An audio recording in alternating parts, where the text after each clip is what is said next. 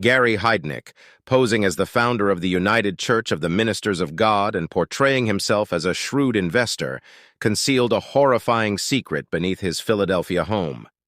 In a span of 4 agonizing months, he subjected 6 innocent women to unimaginable torment, chaining them, inflicting torture upon them, and perpetrating heinous acts of rape. To those unfamiliar with his true nature, Gary Heidnik appeared to be a respectable figure, leading a religious organization and displaying financial prowess. However, behind closed doors, within the depths of his abode, he transformed into a monstrous predator, a murderer, and even a cannibal, as the victims held captive beneath his house would tragically discover. Early life. Heidnik, born on November 22, 1943, grew up in Eastlake near Cleveland, Ohio. His parents separated when he was an infant, and he and his younger brother Terry were primarily raised by their father and his new wife. From a young age, Heidnik struggled with bedwetting, and his father would publicly shame him by displaying the soiled sheets outside the window for the neighborhood to see. Additionally, Heidnik faced bullying at school due to his misshapen head, resulting from a childhood fall. Despite these challenges, Heidnik possessed an IQ of 148 and excelled academically, although he lacked companionship. In 1957, Heidnik enrolled at the Staunton Military Academy in Virginia, where he remained for 2 years before leaving shortly before graduation. After a brief period in high school, he joined the Army.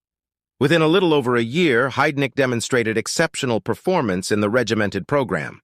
However, despite praise from his drill sergeant, his applications for specialized roles were rejected. As a result, he was sent to San Antonio, Texas, to receive training as a medic. Following another transfer to Landstuhl, West Germany, Heidnik earned his GED while working at an army hospital. In 1962, Heidnik began experiencing severe headaches, blurred vision, and nausea, leading to a diagnosis of gastroenteritis. The examining neurologist also noted symptoms of mental illness and prescribed trifluoperazine, an antipsychotic medication. Later that year, he was admitted to a military hospital in Philadelphia and diagnosed with schizoid personality disorder. Following his honorable discharge, Heidnik pursued a nursing career and attended the University of Pennsylvania. However, he dropped out shortly after enrolling and held various nursing positions, including one at the Veterans Administration in Coatesville. In 1967, he started working as a nurse at the Elwyn Institute, a hospital for individuals with intellectual disabilities. Throughout his adult life, both Heidnik and his brother Terry spent time in psychiatric hospitals with multiple suicide attempts. In 1971, at the age of 28, he established a church called the United Church of the Ministers of God, where he was referred to as Brother Bishop by his 5 followers. Heidnik initiated a bank account under the church's name at Merrill Lynch, making an initial deposit of $1,500. Over time, the account grew to hold more than $500,000, equivalent to approximately $5.4 million in 2020.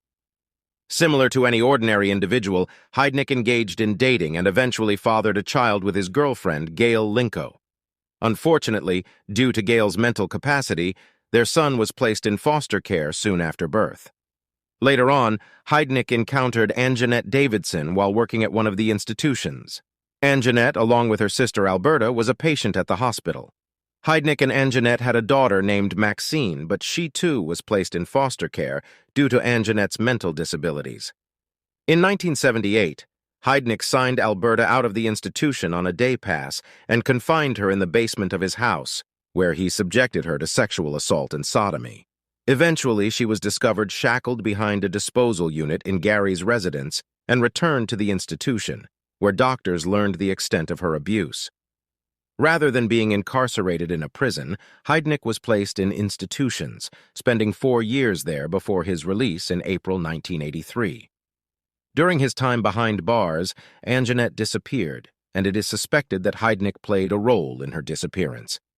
In 1984, he purchased a property at 3520 North Marshall Street, which would later gain notoriety in his story. He used this location to operate his church and spread its beliefs to local residents, leading to the growth of the congregation. Through a newspaper advertisement he placed, Heidnik encountered his 22-year-old wife, Betty Disto, a native of the Philippines. Betty arrived in Philadelphia in 1985, and the couple got married a month later in Elkton, Maryland. However, their relationship quickly deteriorated. Betty often discovered Heidnik engaging in sexual activities with multiple women, and he would force her to participate. He was charged with spousal rape and physical assault against Betty during their short-lived marriage. A few months later, Betty Disto managed to escape from Heidnik's clutches with the help of the Filipino community in Philadelphia. In September 1986, she safely gave birth to a child named Jesse John Disto, away from Heidnik's presence. Josefina. In 1986, on Thanksgiving Day, Josefina Rivera, a 25-year-old woman, found herself working the streets to earn enough money for a meal for her estranged children. Earlier that night, she had a heated argument with her boyfriend, leading her to leave her apartment in a deprived area of North Philadelphia. As fate would have it, Josefina ended up in a white Cadillac driven by a man named Gary Heidnik. After providing services to him and receiving payment, they stopped by a local McDonald's, where Heidnik bought himself a cup of coffee. Following their brief break, Heidnik informed Josefina that they were heading back to his house. Josefina reluctantly got back into the car, and they arrived at his residence on North Marshall Street. There, she noticed the peculiar key Heidnik used to unlock his front door. The key was divided into two pieces, with one part already inserted in the lock. To gain access to the house, the other half of the key was required, an unusual safety measure that would become significant in Heidnik's horrifying tale. Once inside, Josefina encountered a bizarre interior. Pennies were affixed to the walls, and the upstairs hallway was covered in $5 bills. The furniture was scant, dilapidated, and barely functional, with only a television and tape player in working order. Their transaction concluded in the main bedroom, but as Josefina prepared to dress, Heidnik unexpectedly grabbed her by the neck and began strangling her. Desperate for mercy, she pleaded with him to stop, but he responded by handcuffing her and forcibly pushing her down the basement stairs, leaving her there alone. Upon his return, Heidnik brought with him a shovel and other digging tools, and he commenced digging a hole in the basement floor. He revealed his twisted plan to Josefina to build his own family by capturing 10 women for his harem. Not long after, Josefina made an attempt to escape. She managed to lift herself halfway through a small basement window, hoping to attract attention with her screams. Unfortunately, her cries were met only by the presence of Gary Heidnik. In response, he fetched a radio from upstairs, blasting loud, hard rock music at full volume to drown out any potential screams from his captive. Left cold and isolated, Josefina meticulously recorded the passing hours until her tormentor returned. When he did, 27 agonizing hours later, he brought company along with him. Sandy. At the age of 25, Sandra Lindsay was a patient at the Elwyn Institute.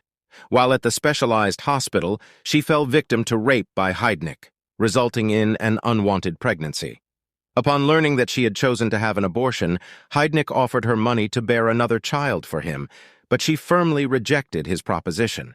Subsequently, Heidnik forcibly took her from the institute to his residence. That night, he continued to enlarge the hole they were confined in and proceeded to rape both women. The next day, Sandy's cousins visited the house in search of her, but Heidnik refused to answer the door, leading them to eventually leave. He then coerced Sandy into writing a letter to her mother, falsely stating that she had left the institute and would contact her later. Heidnik traveled to New York to mail the letter. Sandy's mother, unconvinced by the notion that her daughter had willingly left home, reported her disappearance to the police and provided them with Heidnik's address. She expressed her belief that this man was holding her daughter captive. However, the police, influenced by the received letter supposedly from Sandy and a subsequent Christmas card containing $5, dismissed her concerns, considering Sandy to be just another runaway. As the weeks passed, Gary Heidnik's behavior grew increasingly disturbing and erratic while keeping the women captive. He subjected them to vicious beatings and incessant rape. They were confined mostly naked, seeking warmth together in the cold and damp hole. Hunger and dehydration plagued the women, slowly bringing them closer to death. Lisa. On December 22nd, Gary Heidnik embarked on a sinister Christmas shopping expedition, searching for another woman to abduct. It was during this pursuit that he encountered Lisa Thomas, a 19-year-old who happened to be walking towards a friend's house. Spotting Lisa, Heidnik mistook her for a sex worker and attempted to solicit her services. However, Lisa vehemently rejected his proposition, infuriated by his assumption. In an attempt to make amends, Heidnik offered her a ride to her intended destination, exploiting the allure of his luxurious white Cadillac. Lisa's visit to her friend's house was brief, providing Heidnik with an opportunity to wait for her. Upon her return to the car, he convinced her to join him for dinner. It was during this meal that he hastily proposed a trip to Atlantic City for the following day. Perplexed by his sudden suggestion, Lisa expressed her lack of appropriate attire for such an outing. Heidnik then escorted her to Sears to address her clothing concerns. Upon their arrival back at his residence, Heidnik surreptitiously drugged Lisa's wine glass and positioned her in front of the television to watch a movie. When she eventually regained consciousness, she found herself unclothed and forcibly dragged into his bedroom, where he subjected her to a horrific act of sexual assault. Following a chilling pattern akin to what he had done with Josefina, Heidnik tightened his grip around Lisa's throat as she dressed, commencing a terrifying episode of strangulation. Restraining her with handcuffs, he forcefully transported her to the basement and callously threw her into the pit alongside Josefina and Sandy. Deborah. In under 2 weeks, Deborah Dudley found herself being led to the basement, becoming the latest addition to the rapidly growing group of abducted women. Despite her capture, the determined 19-year-old fiercely resisted Gary Heidnik every step of the way, even after being thrown into the pit with the others. Due to her defiance towards her captor, Deborah endured brutal beatings, a punishment that soon became a daily occurrence for all the women confined in the basement on North Marshall Street. Whenever Heidnik left the premises, he would designate one of the women as the authority figure. Upon his return, he would inquire if any of the others had violated his commands, and if none had, he would subject them all to further beatings. Trapped in his perverse game, they were left with no chance of winning. Jacqueline. Jacqueline Askins, an 18-year-old sex worker, was yet another victim lured by Heidnik to his residence, just like the others. Once again, he led her upstairs, engaged in sexual activity, and then, as she was preparing to leave and dressing up, he strangled her. Given her petite stature, he resorted to handcuffs instead of the customary ankle shackles.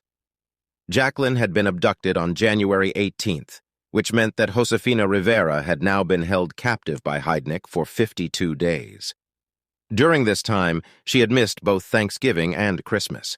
However, she had managed to gain Heidnik's trust to some extent. She convinced him that she enjoyed being part of his twisted tribe and observed notable changes in his behavior. Instead of personally engaging in sexual acts with the women, Heidnik began to watch them engage in intimate acts with one another. Eventually, he allowed them to take baths in the main house, taking advantage of their cleanliness by having sex with them afterward.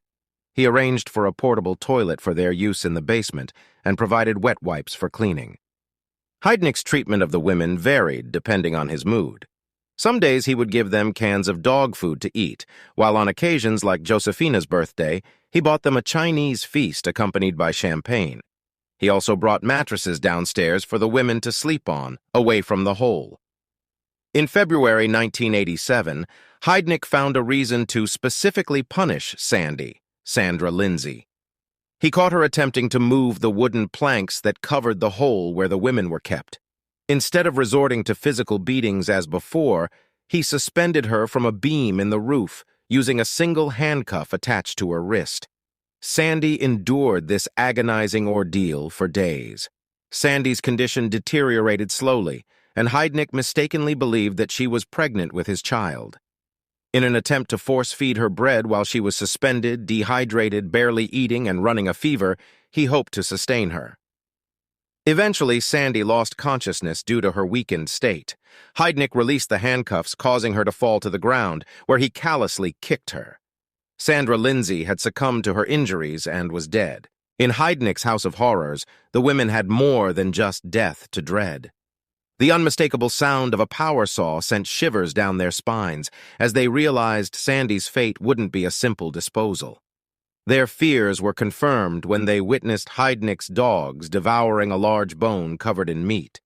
He forced Jacqueline Askins to amputate Sandy's arms, as he wanted all the women to be complicit in the murder.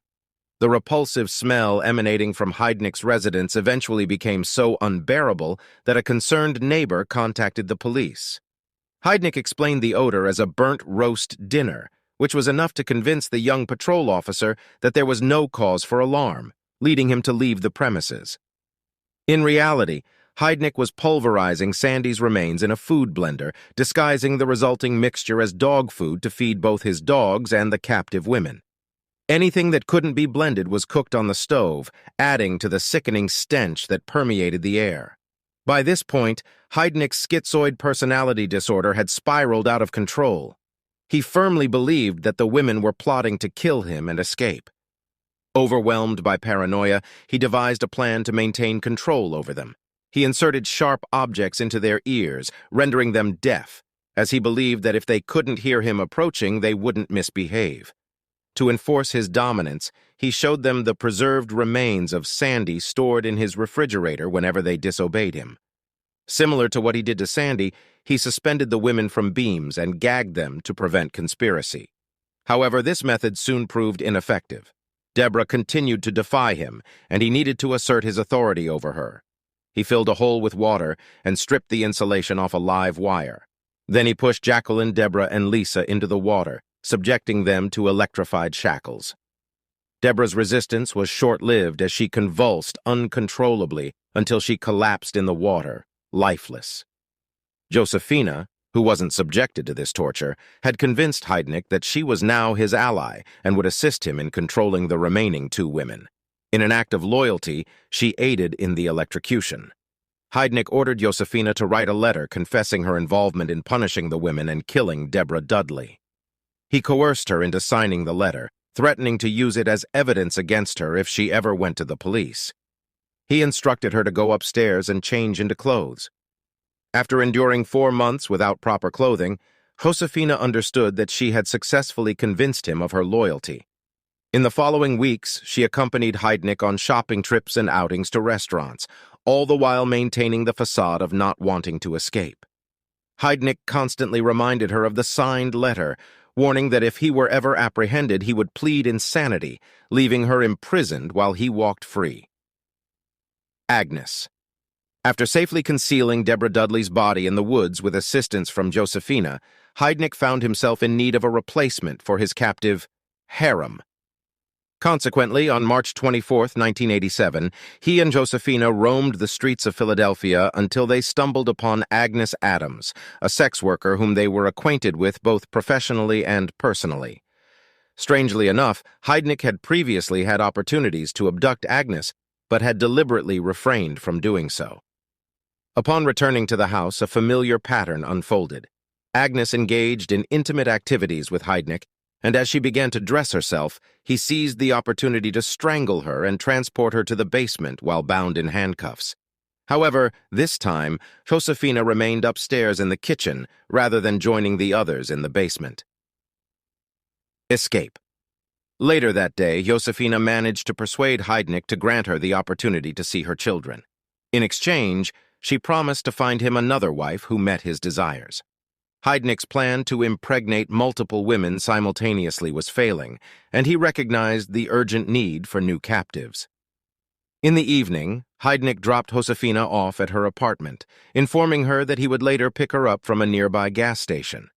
When Josefina arrived at the apartment she shared with her boyfriend, Vincent, she knocked on the door. Vincent was taken aback to see her after her absence of nearly 4 months. As she began recounting her story, Vincent suspected that she had lost her sanity. Desperately, she implored Vincent to contact the police, and he obliged by making the call from a payphone. Upon their arrival, the officers initially doubted Josefina's account. However, time was running out for her and her friends imprisoned in the basement.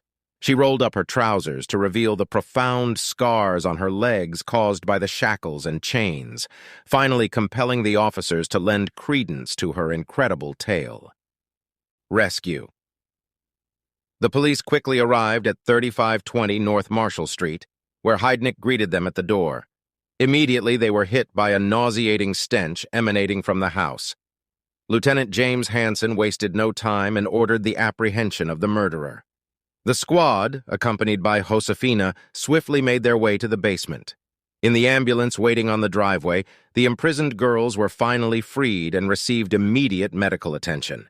Meanwhile, officers commenced a thorough search of the house, hoping to find any other abductees.